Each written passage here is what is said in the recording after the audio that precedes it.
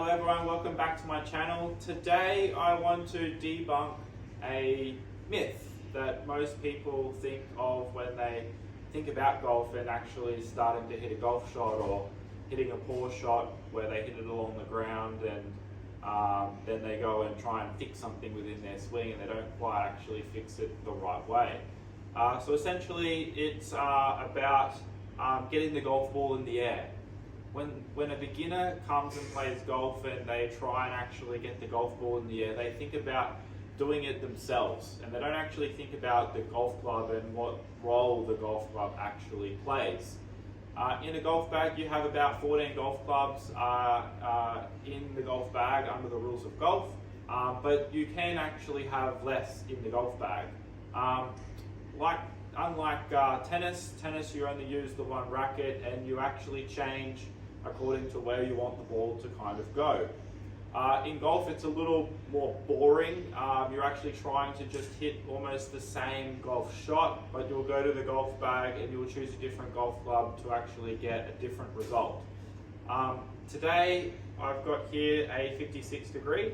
And what that just essentially means for those who are just starting the game and wants this myth debunked is that 56 degrees, if I held the shaft vertically like this at 90 degrees from the ground, this club face here, the ramp, I also call it for beginners, has a loft of 56 degrees to this particular line. So when you go and hit the golf ball, most people generally think when they're starting out that you should actually hit the golf ball at what we call true loft at 56 degrees, but that's not necessarily the case. I'm going to go and hit a shot for you now, and I'm here at Indoor Golf at Narrabri. I'm the head teaching professional and club fitter these days, and we're going to pull up some numbers on the screen here and we're just going to talk about them a little bit, but it's all in the essence of trying to debunk this myth of trying to hit the ball up in the air. What you're actually trying to achieve is to hit the ball along the ground and the golf club will hit the golf ball up in the air. How so? Why does this occur? Let's have a bit of a look. Got the impact bag here, I'll just leave it there for the moment, but I'll hit a shot. I'm not going to hit it too hard. Probably just going to be a little bit of a pitch. Here we go.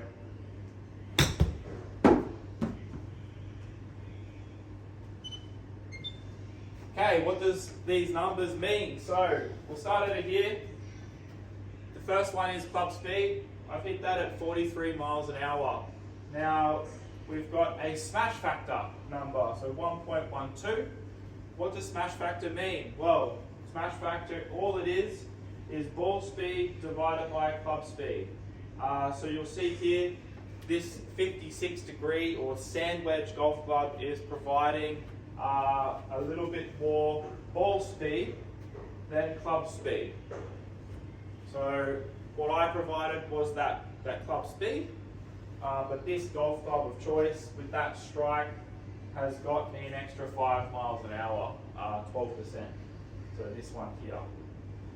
We've got spin rate here. The golf ball actually has revolutions that go backwards. So there is 5,600 RPM, revolutions per minute, backwards. So you might see out the tour, the ball hit the green and spin back towards that player that just hit the shot. That's called backspin. There's a certain amount of revolutions you need and landing angle to actually achieve backspin. Some more numbers here. We've got dynamic loft. So this loft number here is the loft that I provided at impact on this particular golf shot. So I didn't actually hit the ball at 56 degrees like the golf club actually states. I hit at impact at 40. We'll skip this number for now, we might come back to it. We've got our relationships of club face. So we've got club face angle and club path. Attack angle. Attack angle is the golf club coming down into the golf ball. So for example, if I actually swing a shot, I'm actually coming down into the strike at minus 5.2 at that stage. And my low point I was after the golf ball at 9 centimeters. So what I did there was I came down at that -5. I strike the golf ball first, but then afterwards my club's still traveling down 9 centimeters after the golf ball was hit. So my low point was 9 centimeters after the ball. We've got launch angle and our height and landing angle over here. Again, we're trying to debunk the myth that we're trying to help the ball in the air ourselves, when we should just let the golf club do the job. So I'm going to change camera angles here, and we're going to go into why we should just let the golf club do its own job, based on these numbers that we kind of just saw here. So we're going to take a little bit of a closer look here at impact.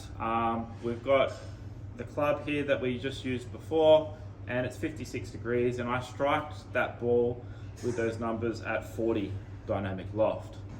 Now let's just say I'm a new beginner and I've hit that shot poorly, and a common area of the club face that someone might actually hit the golf ball with is the leading edge. So maybe I've just hit a leading edge shot and I go, geez, didn't get that golf ball up in the air. What am I going to do to fix it? So one way that is very, very common that a new beginner golfer will actually go to get the golf ball in the air is to think about providing shaft lean backwards. It's a bit of a myth, this one, because what's actually going on here, as I move from a 90-degree angle or a vertical shaft backwards, I'm actually taking the face away from the ball. It's going further away. And what's actually coming up is the leading edge. So as I actually move this back, I'm actually providing more of the leading edge, or a chance that the leading edge will actually hit the golf ball. What you would rather do is do the opposite way. You would rather go, I didn't get that golf ball in the air because I actually hit the leading edge and I actually had my hands back, which you think that that would actually make the ball go in the air. But if I actually put the hands forward, like I provided with a dynamic loft of 40 instead of 56, so that's minus 16 degrees more forward than 90 degrees, vertical shaft, is that the face actually comes closer to the golf ball. The leading edge actually starts to disappear and align with the ground a lot more at this angle. Now I don't think this is 16 degrees, it's probably a little stronger. But even if you went all the way to here, you can't physically stay in your golf posture and hit a shot like this.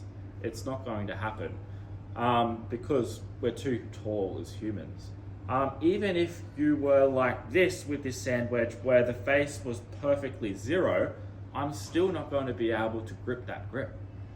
So there is a maximum that one can only have a certain amount of shaft lean for with the golf club.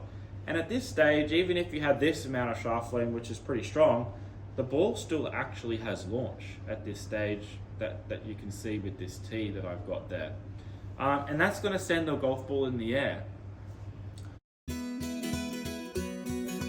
What backfires for new beginner golfers is that when you swing the golf club, you might have a low swing speed. So if you actually don't have much loft on your golf club, maybe you go pick out a 5-iron and you're probably swinging it around that 30 to 40 miles an hour kind of club speed, because you actually have about 24, 25 degrees of loft, and then you will have less in dynamic loft, you probably don't have enough speed to actually have the ball reach a certain amount of height or apex height in the middle of that hang time that the ball's having in the air to warrant having a certain amount of height that you're actually after.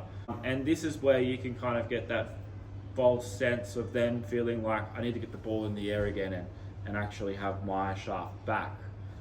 So it's actually speed is doing the hard work for you. So if I hit a shot, for example, where I've hit it there at 40 degrees dynamic loft, and I actually launched it at 28.5 degrees.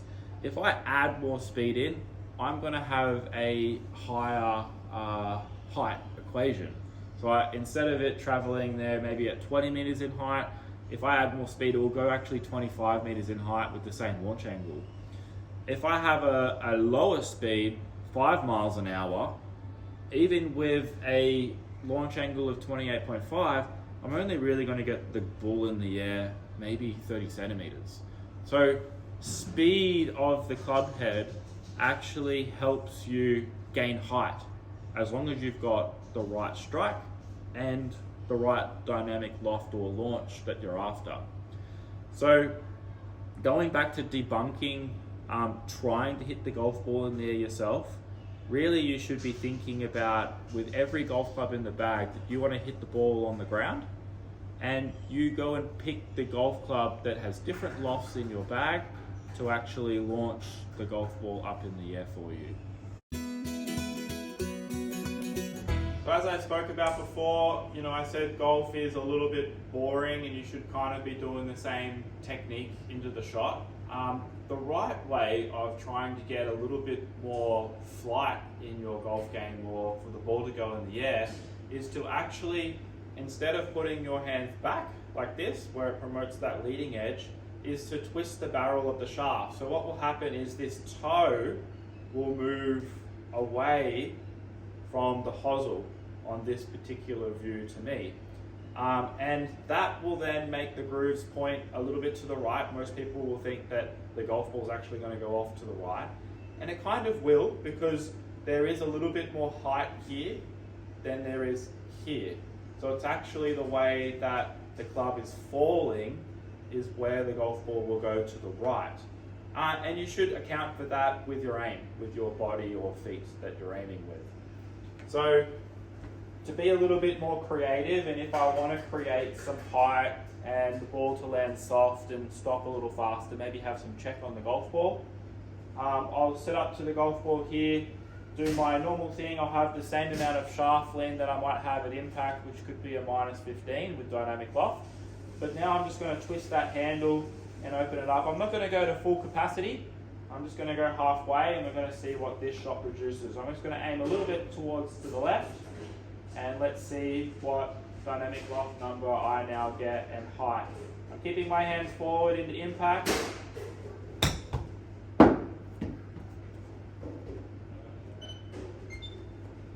So again, still having that attack angle into the golf ball and also hitting after the ball at my low point. So I've connected that golf ball nicely first. And you'll notice here the smash rate is actually going under the 1. So I swung the club now faster than what the ball speed was. And this is where people can have those double hits if the club's traveling down the line too much and not around you in the golf swing. That's another video for a bit later. But you'll see the height that I produced and the landing angle that the ball was coming down, along with the stopping power of the spin rate. This is that number that ticked up, that got a little bit closer to that 56 mark instead of being at the 40 dynamic loft. But that's how you be a little bit more creative in trying to actually get the golf ball in the air, is turning the barrel of the shaft and not putting the hands back where the leading edge comes forward. So in debunking that myth, make sure you do it properly in the right technique. If you're just doing a normal standard shot, you'll actually have the shaft lean forward coming into impact like so, and you're picking the club of choice within your golf bag to launch the ball the right way for that club selection. Or you can pick the one club and start to manipulate and be creative in regards to actually opening the face properly technically. And you would just do the same swing that you would do, thinking that it was square. Mentally, you're hitting that ball on the ground. Hope that clears a lot of things up for you and starts to improve your golf game mentally out in the golf course. If you would like to see more, make sure you comment, like and subscribe. Nothing but the best.